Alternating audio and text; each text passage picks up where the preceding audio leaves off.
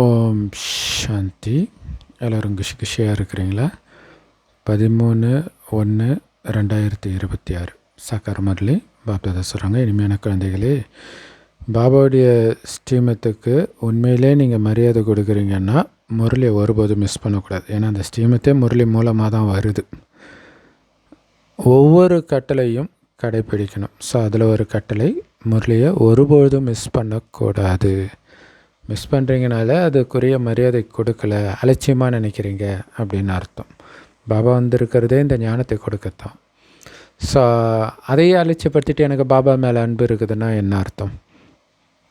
கேள்வி, குழந்தைங்க கிட்ட யாராவது நீங்கள் திருப்தியாக குஷியாக இருக்கிறீங்களான்னு கேட்குறாங்க அவங்கக்கிட்ட அப்படின்னா நீங்கள் என்ன பதில் சொல்லணும்? உடனே தூரத்தில் அந்த பிரம்ம மகா தத்துவத்தில் இருக்கக்கூடிய அந்த இறைவனை பற்றி தான் ஒரு கவலை இருந்தது பல ஜென்மமாக. அவரே இப்போ கிடச்சிட்டார். ஸோ அதனால் எங்களுக்கு வேறு என்ன வேணும்? எதை அடையணுமோ அதையே அடைஞ்சிட்டோம். அதனால் ஈஸ்வர குழந்தைகளுக்கு உங்களுக்கு எந்த விஷயத்தை பற்றியும் கவலை கிடையாது. ஏன்னா அந்த கடவுளே உங்களை தன்னுடையவர் ஆக்கிட்டார். உங்களுக்கு கிரீடம் சூட்டிட்டார். உலகத்தின் அரியணையில் உட்கார வச்சு பட்டாபிஷேகம் பண்ணிட்டார். எப்போ பாபா குழந்தை ஆகிட்டிங்களோ அப்போயே பட்டாபிஷேகம் பண்ணியாச்சு. இளவரசராக முடிசூட்டப்பட்டாச்சு. பிறகு எதை பற்றி நமக்கு கவலை இல்லையா? கொஞ்ச நேரம் கணக்கு முடிச்சுட்டு போகணும், அவ்வளோதான். ஓம் சாந்தி. குழந்தைங்களுடைய புத்தியில் பாபா நமக்கு அப்பாவாகவும் டீச்சராகவும் பரம குருவாகவும் இருக்கிறாரு அப்படின்ற ஞாபகம் கண்டிப்பாக இருக்கும். ஸோ அதனால் இதை எப்படி கடவுளை நினைக்கணும்னு பாபாவை தவிர வேறு யாருமே கற்றுக் கொடுக்க முடியாது ஒருபோதும். ஸோ கல்பமாக அந்த பாபா தான் நமக்கு கற்றுக் கொடுக்குறார். ஏன்னா அவர் தான் ஞானக்கடலாக, தூய்மையற்றவர்களை தூய்மையாக்கக்கூடிய பதித்த பாவனராக, தந்தையாக, டீச்சர் குருவாக இருக்கிறார். ஸோ இந்த ஞானத்தின் 3வது கண் நமக்கு பாபா கொடுத்து இதை புரிய வைக்கிறார். இல்லை, 3வது கண் கிடச்ச உடனே புரிஞ்சுக்கிறோம். ஸோ குழந்தைங்க அப்பாவையே மறந்துடுறாங்க அப்படின்னா டீச்சர் குருவை மட்டும் எப்படி ஞாபகம் வச்சுருப்பாங்க? இல்லை, முதல் நெருக்கமான உறவு அப்பா தான்.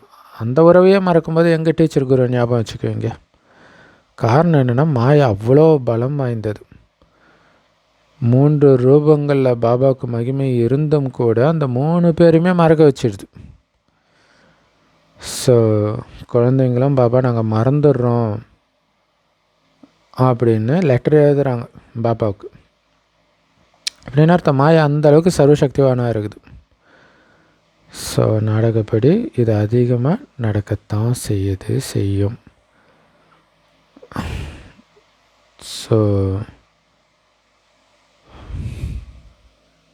ஸோ ஒருத்தரே தந்தையாகவும் டீச்சராகவும் குருவாகவும் இருக்கிறாருன்றது வேறு யாருக்குமே பொருந்தாது அப்படின்னு நமக்கு தெரியும். இங்கே தான் சத்தியத்திலும் சத்தியமான விஷயத்தை பாபா சொல்கிறார். இங்கே கட்டுக்கதையெல்லாம் கிடையாது, பக்தி மார்க்கம் மாதிரி. ஸோ இதை புரிஞ்சுக்கணும். ஆனாலும் மாயா மறக்க வைக்குது. ஸோ அதனால் நாங்கள் தோத்துட்டோம் பாபா மாயா கிட்டன்றாங்க.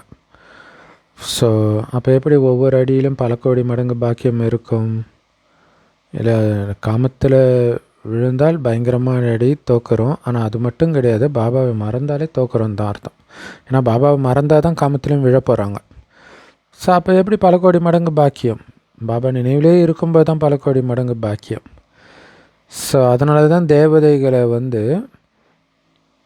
தாமரை மேலே கால் வச்சிருக்கிற மாதிரி காட்டுறாங்க. அப்படின்னு அர்த்தம் ஒவ்வொரு அடியிலும் பத்மானா ஹிந்தியில் தாமரை, இன்னொரு அர்த்தம் பல கோடி மடங்கு அப்படின்னு அர்த்தம். ஸோ ஒவ்வொரு அடியிலும் பல கோடி மடங்கு பாக்கியம் இருக்குதுன்ற அடையாளமாக தேவதைகளுக்கு அப்படி கொடுத்துருக்குறாங்க தாமரையை. ஏன்னா எல்லா பாபா குழந்தைங்களுக்கும் கொடுக்க முடியாது இல்லையா? ஸோ யாரோ கோயில் கட்டி கும்பிட்றாங்களோ அந்த தேவதைகளுக்கு கொடுத்துருக்குறாங்க. அவங்க சங்கமிகத்தில் அந்த அளவுக்கு கவனமாக இருந்தாங்க பாபா நினைவில். இது ஈஸ்வரனுடைய படிப்பை தவிர மனிதனுடைய படிப்பு கிடையாது இல்லையா? இப்படிப்பட்ட படிப்பை மனிதர்கள் சொல்லிக் கொடுக்க முடியுமா என்ன? தேவதைகளுக்கு மகிமை பாடுறாங்க. ஆனால் உயர்ந்ததிலும் உயர்ந்தவர் அந்த தேவதைகளையே உருவாக்கிய பாபா தான். அவர் ஒருத்தர் தான். மற்றபடி தேவதைகளுடைய பெருமைன்னு ஏதாவது இருக்குதா என்ன? இன்றைக்கி பிச்சைக்கார வாழ்க்கை வாழ்ந்துட்டுருக்கிறவங்க நாளைக்கு ராஜ்யத்தை அடையிறாங்க. இதில் என்ன பெருமை இருக்குது? அவர்களை அப்படி அடைய வச்சவருக்கு தான் மகிமை. இப்போ நீங்கள் லக்ஷ்மி நாராயணனை மாதிரி ஆகிறதுக்காக தான் முயற்சி பண்ணிகிட்டு இருக்கிறீங்க. இந்த முயற்சியில் நிறைய பேர் தோத்துடுறாங்கன்னு உங்களுக்கே தெரியும். இருந்தாலும் முந்தைய கல்பத்தில் எந்த அளவுக்கு பாஸ் ஆனாங்களோ அதே அளவுக்கு தான் இப்பயும் படித்து பாஸ் ஆவாங்க. ஸோ அதையும் புரிஞ்சுக்கணும் இல்லையா? இப்போ நீங்கள் மாயக்கிட்ட ஆட்டம் கண்டுட்டுருக்கீங்கன்னா ஒவ்வொரு கல்பத்திலையும் ஆட்டம் கண்டுட்டுருக்கிறீங்க. இது சும்மா இந்த ஒரு பிறவியின் விஷயம் கிடையாது. அப்போ ரொம்ப எச்சரிக்கையாக இருக்கணும் இல்லையா? அப்போ இந்த தடவை மாயக்கிட்ட நீங்கள் ஆட்டம் காணலைன்னா ஒவ்வொரு கல்பத்திலையும் அப்படி தான் இருந்தீங்கன்னு உங்களுக்கு அந்த போதை இருக்கணும். மற்றபடி ஞானம் உண்மையிலே ரொம்ப ஈஸி. ஆனாலும் மாய மறக்க வச்சிருது. ஞாபகம் வச்சுக்கிறது தான் சாமர்த்தியம். கவனம் கொடுக்கணும். அதுக்கு சார்ட்டே எதுங்க அப்படின்னு பாபா சொல்லிட்டு தான் இருக்கிறார். ஆனால் எழுதுகிறாங்களா? எழுத முடிய மாட்டேங்குது. ஸோ எது வரைக்கும் எழுத முடியும்? ஒருவேளை எழுதுனா கூட 2 மணி நேரம் நினைவில் இருந்தேனா அப்படின்னு செக் பண்ணுறாங்க. ஸோ அது கூட யார் பாபாவுடைய ஸ்ரீமத்தை நடைமுறைப்படுத்த முயற்சி பண்ணுறாங்களோ அவங்களுக்கு தான் தெரியும். ஓ, இன்றைக்கி 2 மணி நேரம் தான் பாபா நினச்சிருக்கிறோம் அப்படின்னு கவனம் கொடுப்பாங்க. ஸோ அப்போ எழுத மாட்டுறாங்க. 2 மணி நேரத்தை எப்படி எழுதுறது? அப்போ பாபா புரிஞ்சுக்கிறாரு. அப்போ இவங்களுக்கு வெக்கமாக இருக்குது அதை எழுதுறதுக்கு. ஸோ இல்லாட்டினா பாபா சொன்ன ஸ்ரீமத்தை நடைமுறையில் கொண்டுட்டு வரணும் இல்லை. ஆனால் கஷ்டப்பட்டு 2% மக்கள் கூட 2% பாபா குழந்தை கூட சார்ட் எழுதுறது கிடையாதுன்ற 2% தான் எழுதுகிறாங்க. குழந்தைங்களுக்கு ஸ்ரீமத் மேலே அந்தளவுக்கு மதிப்பு இல்லை. பாபா சொன்னால் அப்படியே செய்யணும்னு மதிப்பு இல்லை. எப்படிப்பட்ட ஞானம் இந்த முரளி! அது கிடைச்சாலும் படிக்க மாட்டுறாங்க. ஒரு காலத்தில் கையில் கிடைக்காது, இப்போ கிடைச்சும் படிக்க மாட்டுறாங்க. பாபா உண்மையை தான் சொல்கிறார். ஸோ தானே முரளி படிக்கலை அப்படின்னும் போது மற்றவங்களுக்கு எப்படி புரிய வைக்க முடியும் அப்படின்னு கண்டிப்பாக அவங்க மனசில் தோணும். ஸோ அதனால் அவங்க சேவையும் பண்ணுறது கிடையாது. ஆன்மீக தந்தை ஆன்மீக குழந்தைங்களுக்கு புரிய வைக்கிறார். உண்மையிலே நாம் எல்லாம் ஆத்மாக்கள், நமக்கு பரமபிதா பரமாத்மா சொல்லிக் கொடுக்குறாரு அப்படின்னு புரிஞ்சுக்கிறீங்க. வேறு என்ன சொல்கிறாரு? என்ன நினைவு செஞ்சிங்கன்னா உங்கள் பாவம் அழியும், சொர்க்கத்துக்கு எஜமானர் ஆகிடுவீங்கன்னு சொல்கிறார். ஸோ அப்போ இதில் பாபாவுடைய நினைவும் வந்துடுது, பாபா சொல்லிக் கொடுக்குற படிப்பும் வந்துடுது இல்லையா? படிப்பும் வந்துடுது, படிப்பிப்பவரும் வந்துடுறார். சத்கதியை கொடுக்குற வள்ளலும் வந்துட்டார். ஏன்னா இதன் மூலமாக என்ன ஆகுது? சொர்க்கத்துக்கு போகிறீங்க. அப்போ சத்கதியும் வந்துடுச்சு. இப்போ சொர்க்கத்துக்கு போகிறீங்கன்னா அந்த சொர்க்கத்தை கொடுக்குற வள்ளல் அவரை பற்றிய நினைவும் வந்துடுது. அப்போ பார்க்கலாம், சில வார்த்தைகள் தான், ஆனால் அதில் முழு ஞானம் வந்துடுது. என்னை நினைவு செஞ்சால் சொர்க்கத்துக்கு எஜமானர் ஆவீங்க, அவ்வளோதான், எல்லாமே வந்துடுது. ஸோ மீண்டும் இதை நினைவு செய்கிறதுக்காகத்தான் பாபா கிட்டே வரீங்க. சிலர் பாபா கூடவே மதுபன்லே இருக்கிறாங்க, இருந்தாலும் பாபாவை நினைக்கிறதில்ல. காரணம் அதிர்ஷ்டத்தில் இல்லை. ஸோ பாபா எல்லோரும் முயற்சி செய்ய வைக்கிறாரு. ஆனால் முயற்சி நீங்கள் தானே பண்ணணும். எல்லோரையும் முயற்சி செய்ய வைக்கிறது ஒரு பாபா தான். ஸோ அதனால் குறிப்பிட்ட ஒருத்தரை மட்டும் முயற்சி செய்ய வைக்கிறார் அப்படின்லாம் பாபா கவனம் கொடுக்கறது கிடையாது. ஸோ இங்கே ஸ்பெஷலாக ஒருத்தருக்கு மட்டும் சொல்லிக் கொடுக்குறாரு அப்படிலாம் கிடையாது. ஸ்பெஷலாக நீங்கள் முயற்சி பண்ணலாம், அவ்வளோதான். பாபா ஒரு தடவை சொன்ன மாதிரிலே நீங்கள் ஸ்பெஷலாக 10 தடவை படிக்கலாம். அதுக்காக பாபா 10 தடவை தனியாக ஒருத்தருக்கு சொல்லிக் கொடுக்கறது கிடையாது. மற்றபடி இந்த லௌகீக படிப்பில் வந்து தனியாக ஒரு பணக்கார பையன் சரியாக படிப்பு வரல அப்படின்னா அவனுக்கு படிக்கிறதுக்காக டியூஷன் டீச்சர் வைப்பாங்க. ஸோ இங்கே எல்லாருடைய அதிர்ஷ்டத்தையும் உருவாக்குறதுக்காகத்தான் எல்லாருக்கும் பாபா இந்த ஞானத்தை சொல்லிக் கொடுக்குறார். ஏன்னா தனித்தனியாக எப்படி சொல்லிக் கொடுக்க முடியும்? அவ்வளோ நேரம் எங்கே இருக்குது? எவ்வளோ அதிகமாக குழந்தைங்க இருக்கிறாங்க. ஸோ அதனால் நீங்கள் தான் கவனம் கொடுத்து படிக்கணும். ஸோ அந்த லௌகீக படிப்பில் யாராவது ஒரு விஐபியோடைய குழந்தையாக இருக்கிறாங்க அப்படின்னா அவங்களுக்கு தனியாக டியூஷன் வச்சு சொல்லிக் கொடுப்பாங்க. இவங்க வந்து மந்தமாக இருக்கிறாங்க, அதனால் அவங்கள வந்து நல்ல தகுதி வாய்ந்தவராக மாற்றணும் அப்படின்னு டீச்சர் புரிஞ்சுக்குவாங்க. இந்த பாபா அப்படி பண்ணுறது கிடையாது. இவர் எல்லாருக்கும் ஒரே மாதிரி தான் சொல்லிக் கொடுக்குறார். அப்படி தனிப்பட்ட முறையில் சொல்லிக் கொடுத்தா அது டீச்சர் எக்ஸ்ட்ராவாக முயற்சி பண்ண வைக்கிறாங்கன்னு சொல்லிடுவாங்க. ஸோ இந்த மாதிரிலாம் சிவபாபா யாருக்கும் தனியாக கூடுதலான முயற்சி செய்ய வைக்கிறது கிடையாது. கூடுதலான முயற்சி அப்படின்னாலே டீச்சர் எக்ஸ்ட்ராவாக கருணை காட்டுறாங்கன்னு அர்த்தம். ஸோ அவங்க டியூஷன் சொல்லிக் கொடுக்குறவங்க கண்டிப்பாக பணம் வாங்கிட்டு தான் சொல்லிக் கொடுக்க போகிறாங்க. ஆனால் அவங்களுக்குன்னு தனியாக நேரம் ஒதுக்கி சொல்லிக் கொடுக்குறாங்க இல்லையா? அதன் மூலம் அவங்க அதிகமாக படித்து புத்திசாலி ஆகிடுறாங்க. இங்கே அதிகமாக படிக்கிறதுன்ற விஷயம் கிடையாது. ஏன்னா எல்லாருக்கும் ஒரே மாதிரி விஷயந்தான் சொல்லிக் கொடுக்குறார். இவருடைய விஷயமே புத்தம் புதியது. ஒரே ஒரு மகா மந்திரத்தை தான் கொடுக்குறாரு எல்லாருக்கும். அது என்ன? மன்மனாபாவா, அதாவது பாபாவை மட்டும் நினைக்கணும், ஆத்மானு உணர்ந்து. சரி, அந்த நினைவின் மூலமாக என்ன நடக்குது? தூய்மையற்றவர்கள் தூய்மை ஆகிறாங்க, பாபா தான் தூய்மை ஆக்குறார். ஸோ அதனால் அவரை நினைவு செய்கிறதன் மூலமாக மட்டும்தான் உங்களால் தூய்மை ஆக முடியும். இப்போ குழந்தைங்களுக்கு வந்து இந்த ஞானம் இருக்குது. எந்த அளவுக்கு பாபாவை நினைப்பீங்களோ அந்த அளவுக்கு தூய்மை ஆவீங்கன்ற ஞானம் இருக்குது. ஸோ எந்த அளவுக்கு தூய்மை ஆகுறீங்களோ அதன் அடிப்படையில் தான் ஆஸ்தி கிடைக்கிது. ஸோ அப்போ நினைவின் ஆதாரத்தில் தூய்மை, தூய்மையின் ஆதாரத்தில் ஆஸ்தி. கம்மியாக நினைவு பண்ணுறீங்க அப்படின்னா கம்மியாக தான் தூய்மை அடைவீங்க, ஆஸ்தியும் கம்மியாக தான் அடைவீங்க. ஸோ அதனால் இங்கே வந்து நினைவு தான் இங்கே முயற்சி. முயற்சிக்கு ஆதாரமே நினைவு தான். நினைவின் மூலமாக தான் தூய்மை ஆகிறோம். ஸோ எல்லையற்ற தந்தையை நினைவு செய்கிறதன் மூலமாக நம்ம லக்ஷ்மி நாராயணனாக ஆகணும். அவங்களுடைய மகிமையை ஒவ்வொருத்தருமே தெரிஞ்சிருக்கிறாங்க. நீங்கள் வந்து புண்ணிய ஆத்மாக்கள், நாங்கள் பாவ ஆத்மாக்கள் அப்படின்னு லக்ஷ்மி நாராயணனுடைய சிலை முன்னாடி போய் சொல்கிறாங்க. நிறைய கோயில்கள் உருவாக்கி இருக்கிறாங்க.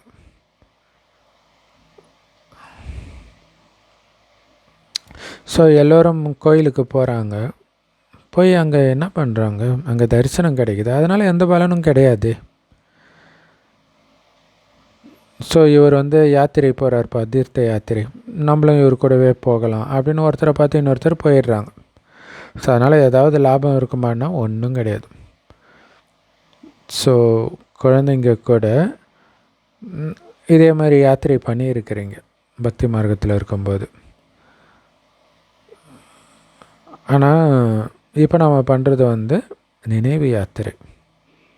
எப்படி பக்தி மார்க்கத்தில் நிறைய பண்டிகைகள் கொண்டாடுறாங்களோ அதுமாரி நினைவு யாத்திரையும் ஒரு பண்டிகை நமக்கு.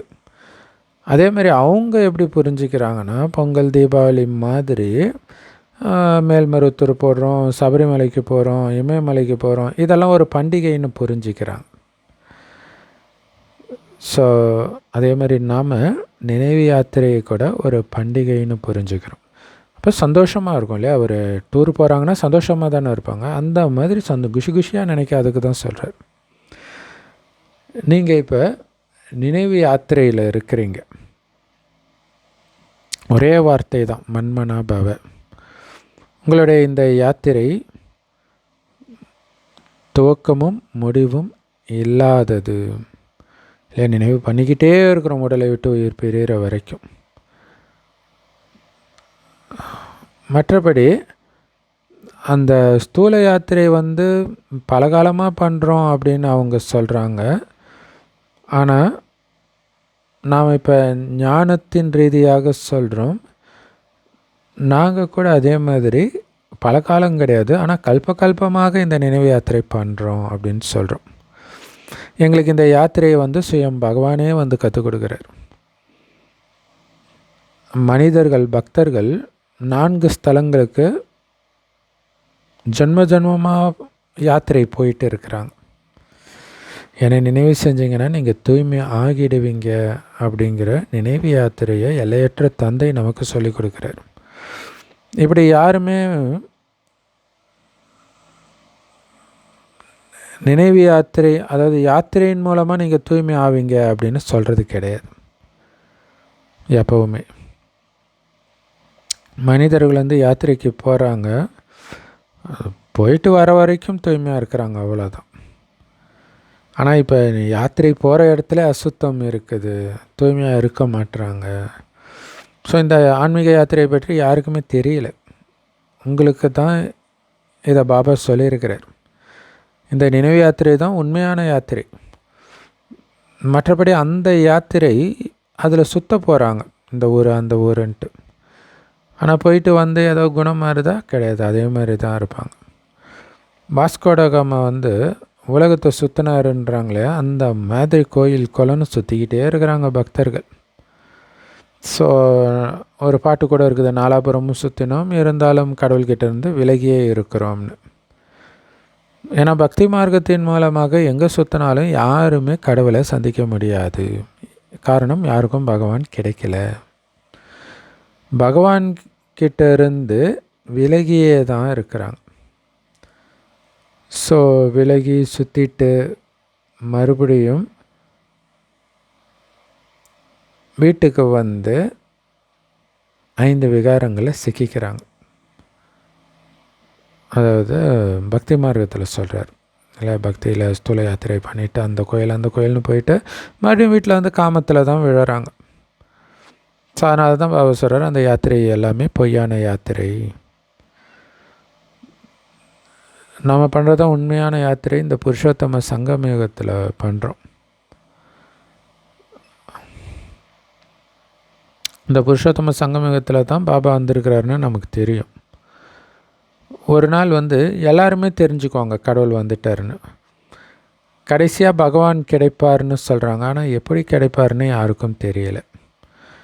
நாம் ஸ்ரீமத் படி இந்த பாரதத்தை மறுபடியும் சொர்க்கமாக்கிட்டு இருக்கிறோம் அப்படின்னு இனிமேலும் இனிமையான குழந்தைங்க தெரிஞ்சிருக்கிறீங்க. நீங்கள் வந்து பாரதத்தின் பேரை வச்சு தான் புரிய வைப்பீங்க. ஏன்னா சொர்க்கம் இருக்கும் பொழுது வேறு எந்த தர்மமும் எந்த கண்டமும் கிடையாது. ஏன்னா முழு உலகமும் தூய்மையாகிடுது. இப்போ நிறைய தர்மங்கள் இருக்குது. பாபா வந்து உங்களுக்கு முழு மரத்தின் ஞானத்தை சொல்கிறார், ஞாபகப்படுத்துகிற சிசு மரத்தின் ஞானத்தை. நீங்கள் தேவதைகளாக இருந்தீங்க, பிறகு திரேதாயுகத்தில் சத்திரியர் ஆகிறீங்க, பிறகு துவாபரயுகத்தில் வைஷ்யர் ஆகிறீங்க, கலியுகத்தில் எல்லோரும் சூத்ரராக ஆயிட்டீங்க. இப்போ நீங்கள் சூத்ரன்லேருந்து பிராமணனாக ஆகியிருக்கிறீங்க. இந்த ஹம் சோ ஹம் இதோடைய அர்த்தத்தை பாபா எவ்வளோ ஈஸியாக புரிய வைக்கிறார். ஓம்னா நான் ஆத்மா. பிறகு ஆத்மாக்களாக நாம் எப்படி சக்கரத்தை சுற்றுறோம். அவங்க வந்து ஆத்மாக்களாகிய நாங்கள் தான் பரமாத்மான்னு சொல்கிறாங்க பக்தி மார்க்கத்தில் சாது சன்னியாசிகள். பரமாத்மா கிட்ட இருந்து தான் ஆத்மாக்களாகிய நாம் வரோம் அப்படின்னு சொல்லிடுறாங்க இல்லையா. கடவுள் ஒரு பெரிய ஜோதி, அதில் இருந்து சின்ன சின்ன ஜோதியாக நாம் பிரிஞ்சு வரோம்னு சொல்கிறாங்க. ஸோ ஹம் சோஹம், அதாவது நானே அது அப்படிங்கிறதுடைய உண்மையான அர்த்தத்தை யாருமே தெரிஞ்சிக்கல. ஸோ அதனால தான் பாபா சொல்கிறாங்க, இந்த மந்திரம் மன்மனாப மந்திரம் இருக்குது, இது எப்போவுமே ஞாபகம் வச்சுக்கோங்க. ஏன்னா இந்த ஞானம், இந்த ஞான சக்கரம் உங்கள் புத்தியில் இல்லை அப்படின்னா எப்படி நீங்கள் சக்கரவர்த்தி ராஜா ஆக முடியும்? ஸோ ஆத்மாக்களாக நாம் இப்போ பிராமணர்களாக இருக்கிறோம். பிறகு பிராமணன்லேருந்து தேவதை ஆகிடுவோம். ஸோ இது இந்த ஹம்ச சோகமுடைய அர்த்தத்தை வேறு யார்கிட்ட வேணாலும் கேட்டு பாருங்கள், அவங்களால சொல்ல முடியாது. பிராமணனாக இருக்கிற நாம தான் தேவதையாக போகிறோம் அப்படின்ட்டு. அதேமாதிரி 84 பிறவியோடைய அர்த்தத்தை கூட அவங்க புரிஞ்சுக்கிறது கிடையாது. பாரதத்துடைய எழுச்சி வீழ்ச்சின்னு பாடப்பட்டு இருக்குது. இது சரியான விஷயம் இல்லை. இந்த 5000 வருடம் பாரதத்தின் எழுச்சியும் வீழ்ச்சியை பற்றி தான். ஆரம்பத்தில் சதோ பிரதானமாக பாரதம் இருந்தது, பிறகு சதோ, பிறகு ரஜோ, பிறகு தமோ. சதோ பிரதானமாக இருக்கும்போது நாம் சூரிய வம்சத்தவராக இருந்தோம். பிறகு சதோக்கு வரும்போது சந்திரவம்சம், அடுத்தது வைஷ்ய வம்சம், சூத்ரன், இப்போ பிராமணன் ஆகி இருக்கிறோம். ஸோ இப்போ நமக்கு எல்லாமே தெரிஞ்சிருக்குது.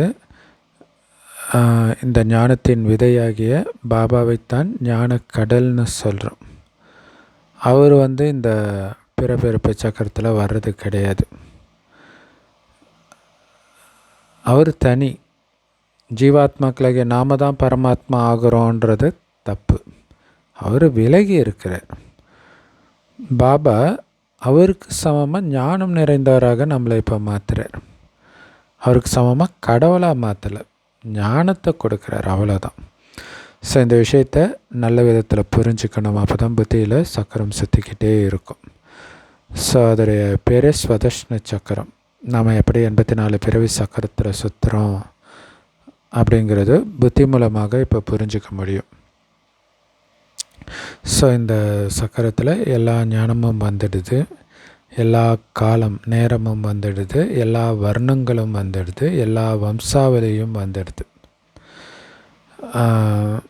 இப்போ குழந்தைங்களுடைய புத்தியில் இந்த ஞானம் முழுவதுமாக இருக்கணும். ஏன்னா இந்த ஞானத்தின் மூலமாகத்தான் நமக்கு உயர்ந்த பதவி கிடைக்கிது. ஞானம் இருந்தால் கண்டிப்பாக மற்றவங்களுக்கும் அதை கொடுப்பாங்க. அப்படி கொடுக்கலன்னா அவங்களுக்குள்ளேயே ஞானம் தாரணை ஆகலைன்னு அர்த்தம். ஸோ நாம் எதுவும் ஃபார்ம் ஃபில் பண்ண சொல்லலை. அந்த ஸ்கூலில் எக்ஸாம் வைக்கிறாங்க அப்படின்னா வெளிநாட்டிலேருந்து கேள்வித்தாள் வருமா? அப்போ பிரிட்டிஷ் ஆச்சு இல்லையா, அப்போ அங்கேருந்து வரும் போல் இருக்குது. ஸோ யார் வெளிநாட்டில் படிக்கிறாங்களோ அவங்களுக்கு அங்கேயே தேர்வு முடிவுகள் வந்துடும். அதிலும் கூட சில உயர்ந்த கல்வி அதிகாரி அந்த தேர்வுத்தாள்களை சோதிப்பாங்களாம். உங்களுடைய தேர்வுத்தாளை யார் சோதிப்பா? நீங்களே செய்வீங்கன்றார். உங்களுக்கு என்னவா ஆகணுமோ அப்படி உங்களை ஆக்கிக்கோங்க. முயற்சியின் மூலமாக எப்படி ஆகணுமோ அந்த பதவியை உங்களால் பாபா கிட்டேருந்து அடைய முடியும். ஸோ அதனால் அடையுங்கன்றார். கண்காட்சியில் குழந்தைங்க கேட்குறாங்க, நீங்கள் என்னவா ஆவீங்க? தேவதைகளாக ஆவீங்களா, வக்கீலாக ஆவீங்களா அப்படின்னு குழந்தைங்க அஞ்ஞானிகள்கிட்ட கேட்குறாங்க. எந்த அளவுக்கு பாபாவை நினைவு செய்வீங்களோ, இந்த சேவை செய்வீங்களோ, அந்த அளவுக்கு உங்களுக்கு பலன் கிடைக்கும். யார் நல்ல விதத்தில் பாபாவை நினைக்கிறாங்களோ அவங்களுக்கு நாம் நல்ல சேவையும் பண்ணணும்னு புரிஞ்சுக்குவாங்க. ஏன்னா பிரஜைகளை உருவாக்கணும் இல்லையா? ஏன்னா இங்கே ராஜ்யம் ஸ்தாபனை ஆகிட்டு இருக்குது. அப்போ இதில் எல்லாருமே வேணும், பிரஜைகளும் வேணும். மற்றபடி அங்கே மந்திரிகள் இருக்க மாட்டாங்க. ஏன்னா புத்தி குறைவாக இருக்கிறவங்களுக்கு தான் மந்திரிகள் தேவைப்படுவாங்க, கலியுகத்தில் இருக்கிற மாதிரி. சொர்க்கத்தில் தான் அவங்களுடைய புத்தி பக்காவாக இருக்குமே. அதனால் அவங்களுக்கு ஆலோசனை சொல்கிறதுக்கு மந்திரி தேவையில்லை. பாபா கிட்ட ஸ்தூல விஷயங்களுக்கு வழி கேட்குறாங்க. பாபா பணத்தை நான் என்ன பண்ணுறது, எப்படி பிஸ்னஸ் பண்ணுறது, என்ன பிஸ்னஸ் பண்ணுறது, இப்படியெல்லாம் கேட்குறாங்க. பாபா சொல்கிறாரு, இந்த உலகாயுத விஷயங்களெல்லாம் பாபாட்ட எடுத்துகிட்டு வராதிங்க. இருந்தாலும் அந்த நேரத்துக்கு என்னடா பாபாவே இப்படி சொல்லிட்டாருன்னு நீங்கள் மனசொரிஞ்சிடக்கூடாதுன்றதுக்காக அறிவுரை கொடுக்குறாரு. ஆனால் பாபா இருக்கிறது அதுக்கு கிடையாது, தூய்மை ஆகிறதுக்கு தான்.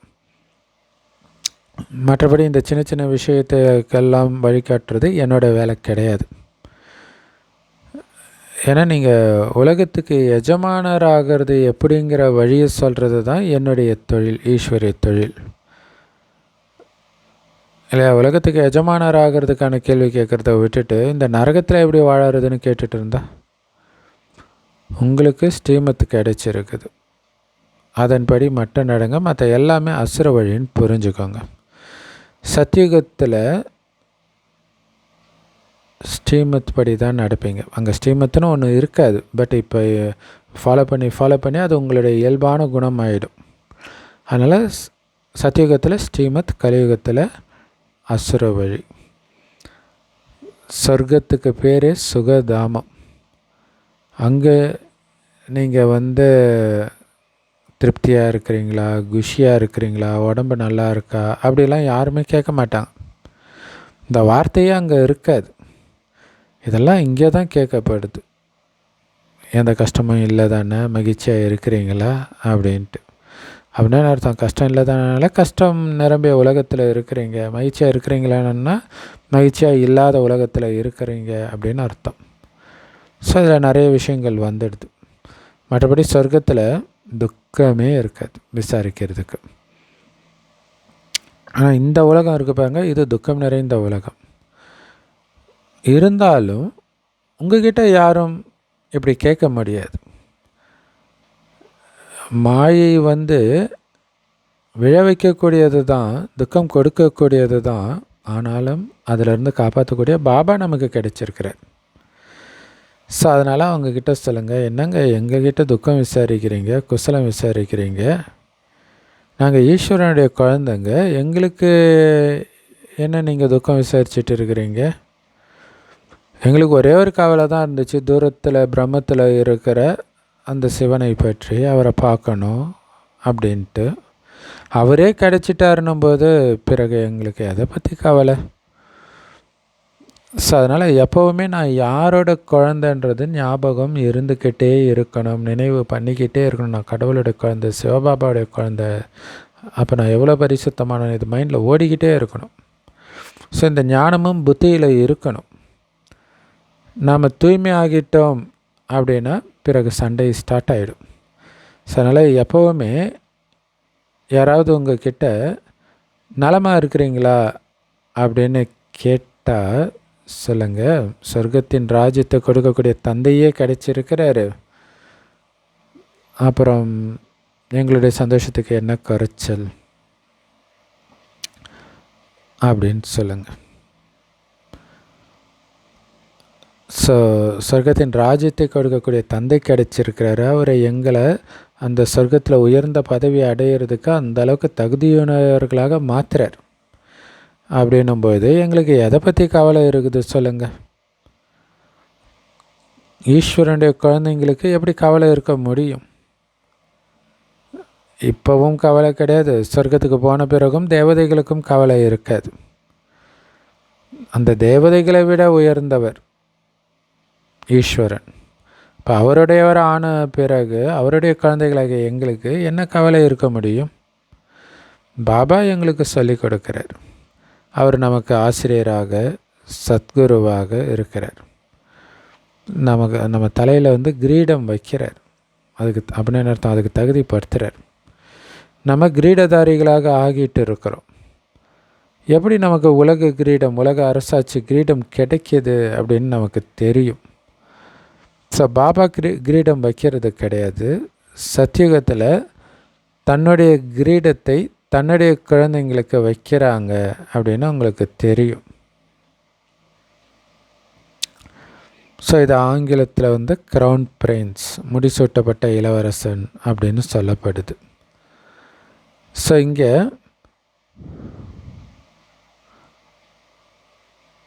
அப்பாவுடைய கிரீடம் குழந்தைக்கு கிடைக்கிற வரைக்கும் குழந்தைக்கு ஆர்வம் இருக்கும். தந்தை இறந்துட்டால் கிரீடம் நமக்கு வரும் அப்படின்னு ஆர்வம் இருக்கும்.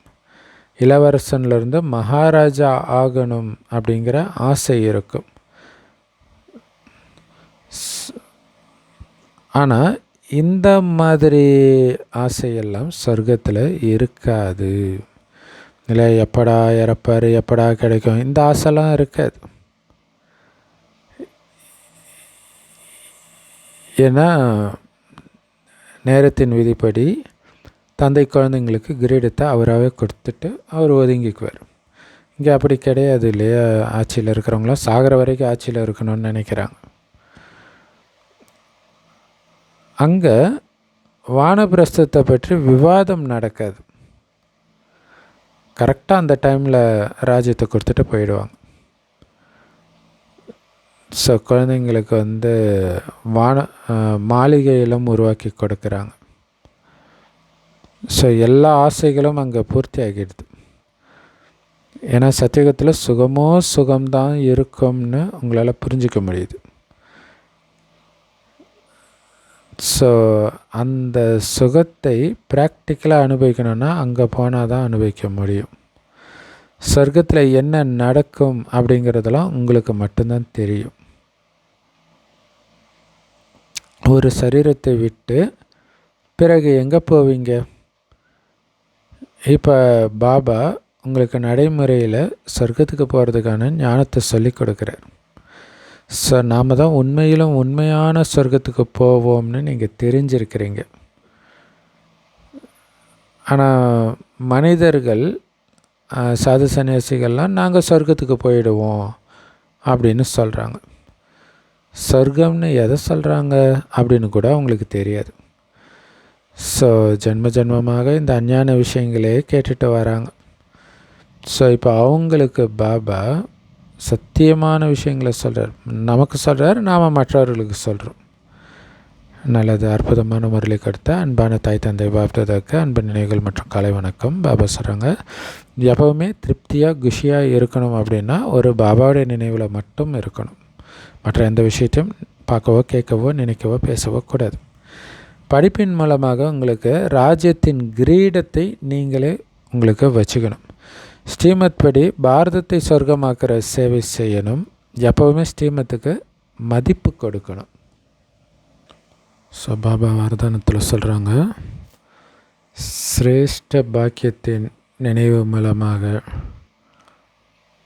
உங்களுடைய சக்திசாலியான ஸ்வரூபத்தில் நிலைச்சிருக்கக்கூடிய சூரிய வம்ச பதவியின் அதிகாரி ஆகுங்கள். ஸோ நம்முடைய சிரேஷ்ட பாக்கியம்னா சுயம் பகவானே கிடைச்சிருக்கார். அதுதான் இன்றைக்கி மெயினாக முரளியில் திரும்ப திரும்ப சொன்னது இல்லையா? ஸோ அவர்கிட்ட படிக்கிறோம், உலக ராஜ்ய பதவி அடைகிறோம், ஒவ்வொரு நொடியிலும் பல கோடி மடங்கு சம்பாதிக்கிறோம். அப்போ இதெல்லாம் எவ்வளோ உயர்ந்த பாக்கியம். இந்த சங்கமயுகத்தில் மட்டுமே இது கிடைக்கிது அப்படிங்கிறது சதா ஞாபகம் இருந்தால் சக்திசாலியான ஸ்வரூபத்தில் இருப்பீங்க. வீண் விஷயங்கள் அதிலெல்லாம் போய் சிக்க மாட்டீங்க. ஏன்னா இந்த போதையிலே இருப்பீங்க. நான் எவ்வளோ பெரிய பாக்கியசாலின்னும் போது ஆத்ம சக்திசாலியாக இருக்கும். அதை நீங்கள் நினைக்கலை அப்படின்னா தானாகவே வெளி உலக விஷயத்தை நினைப்பீங்க, அப்படியே பலகீனமாகிடும். ஸோ இந்த நினைவில் தான் இருக்குது எல்லாமே. ஸோ அந்த மாதிரி